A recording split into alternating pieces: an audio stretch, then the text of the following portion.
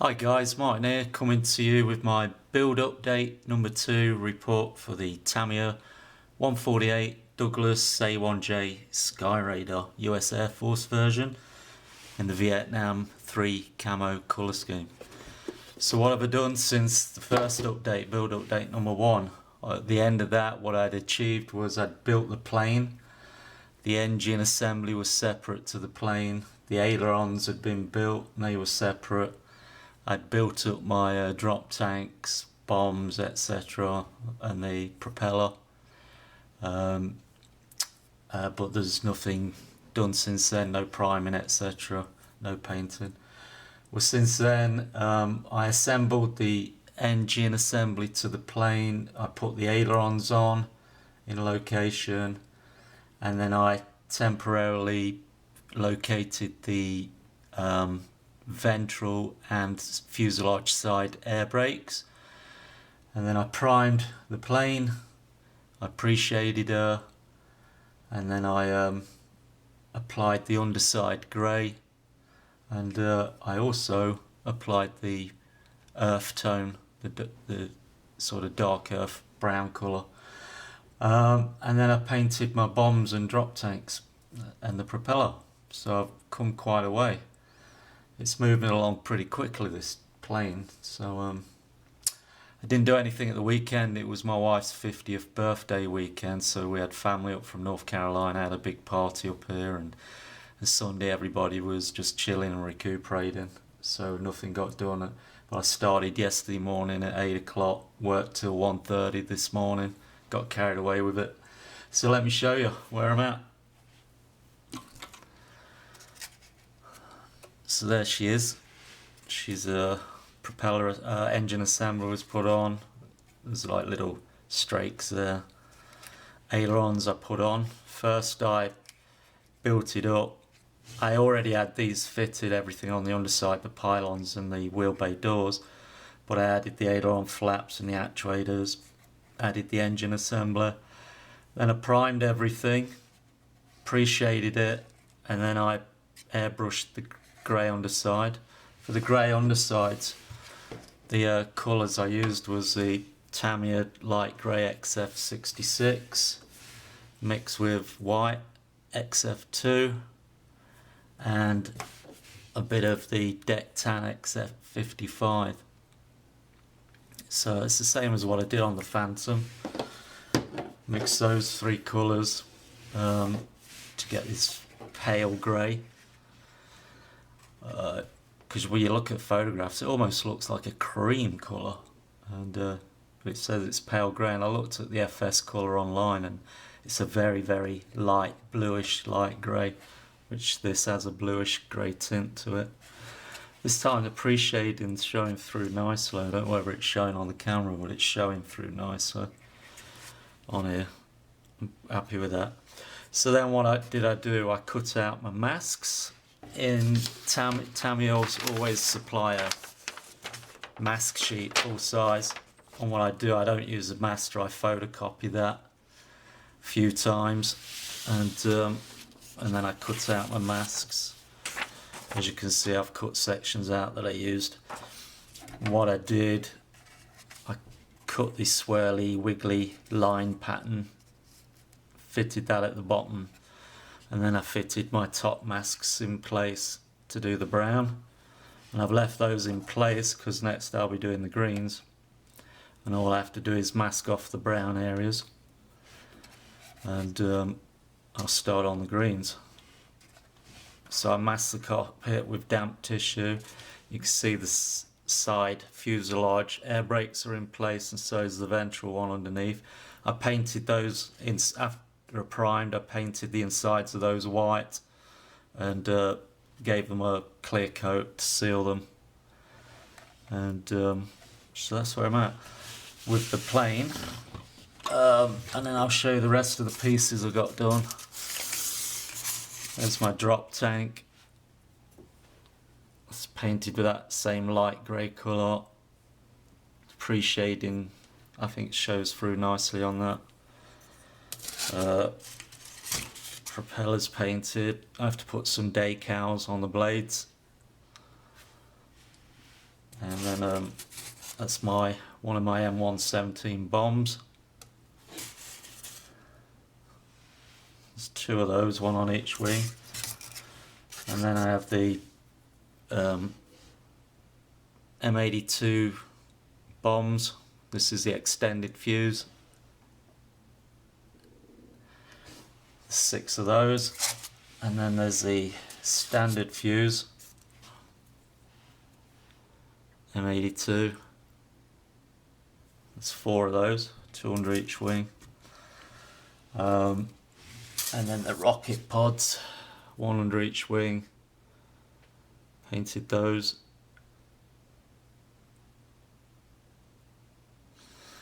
So that's for that's all the ordnance taken care of, and the propeller and the drop tank. And then these are the front wheel bay doors. They go on the front of the wheels when the wheels are in their open location. These look like mud guards on the front, and there's a decal on the front of those. So they're done, pre-shaded and painted and gloss varnished. And then on here, this detail here goes behind the seat cockpit, and this is the actuator. That's the hydraulic cylinder. That's the silver piston, and that's what pushes the canopy back. So my canopy will be shown in the open location. So that's done. For the brown, for this earth tone, I used the Tamiya XF52 flat earth, and I toned it down with the XF2 about 10% white, just to get it toned a little bit. I'll do some bleaching as well in places afterwards, you know, make some panels look sun bleached. But yeah, the engine was filled in with tissue just to mask that. I did the same with the wheel wells before I sprayed it grey, and but now it's all clear coated underneath, ready for decaling and ready for washing, ready for weathering. So that's it, lads. That's where I'm at. Again, thanks for watching. I'll include some still images when I say goodbye at the end of this video. So next update will be fully painted and decaled. I'll show you when she's got all the decals on. There's only 28 decals to go on, so that's only going to take me about an hour. Not like the Phantom, that took me 20 hours to do that. I had over 200 decals. So this is a quick decal job for this one. And then when it's decaled and sealed, I'll show it you, and then it will go on to weathering and final assembly, and then I'll do a final reveal. So there'll only be one more update before the final reveal. Thanks for watching, guys. That's it from me.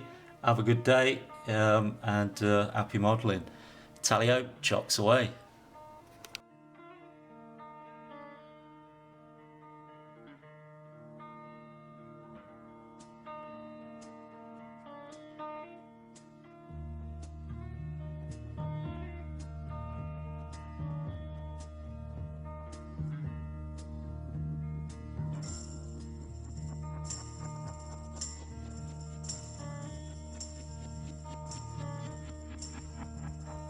This is the end, beautiful friend. This is the end, my only friend. The end of our elaborate plans. The end.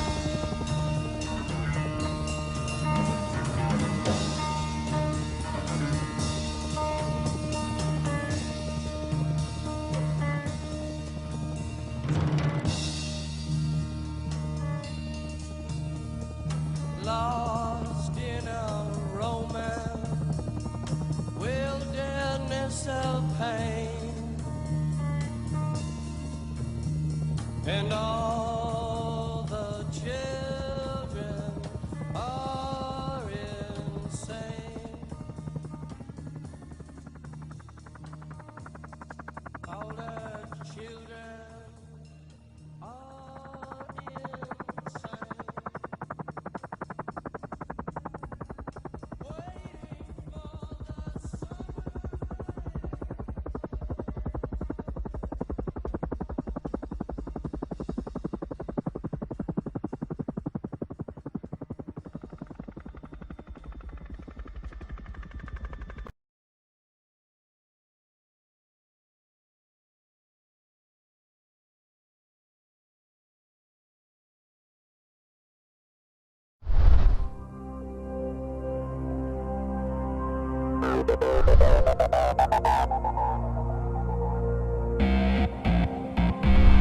Thank you.